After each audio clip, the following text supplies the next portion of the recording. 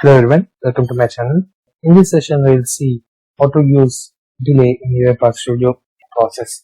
So for this, I will create one sequence and I will show how the delay works. So for that, I already opened a mail.xaml file in an existing project. I will create a sequence. So from by considering the activities by filling the sequence from the activities file.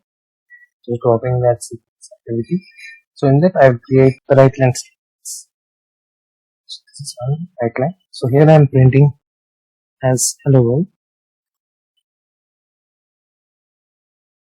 So I will take another activity.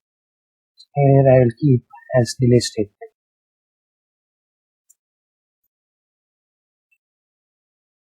So if I execute this, so I should get the statements hello world and delay statement without any delay. So just open the output panel as well, and I will print this here. So now I will run this. So we'll see how this is.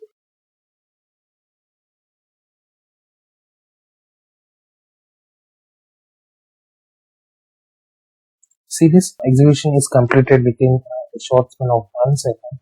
So immediately after hello world, delay statement got executed. So now we need to delay activity in between the two lines. Let's see how it works. So for that, just search as delay in the activity panel. So here we can see activities. So in the delay is available here. Just drag and drop in between these two right line statements. So if you want to mention the delay by either minutes or by seconds, so just we need to modify the duration in the properties panel. Here we have a field called duration. So it is saying how long to delay the following. So just open that activity, just click on this. Suppose I want to delay it for 20 seconds. If we enter. So if you see this, this is showing like 20 days. So we need to change this. So be careful guys while using this. So first two, I'm saying from the right to the left. So I just want to delay it for 10 seconds. So I'm keeping a string here. So this field is minutes, this is half, this is days. Okay. So just be careful while selecting the duration, because it may take, if you please consider for days, we need to wait for days. That's why I'm saying. So this delay is mainly useful when we want to work with, so now I'm executing this.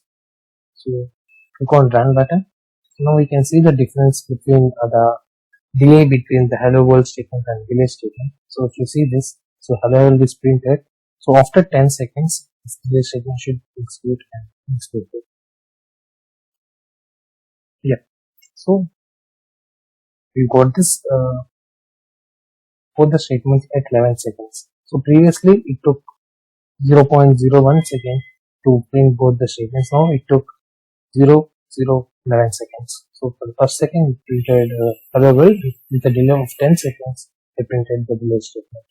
So this delay is mainly useful in doing the automation tasks. Suppose if you are working on web automation, so that time for loading the page or URL, or for using the web application testing or mobile application testing, if you want to delay the process for a certain amount of time to make the elements flow properly, so that time this delay is useful. Or desktop applications, so for opening that application it takes time, so that time this delay can be useful.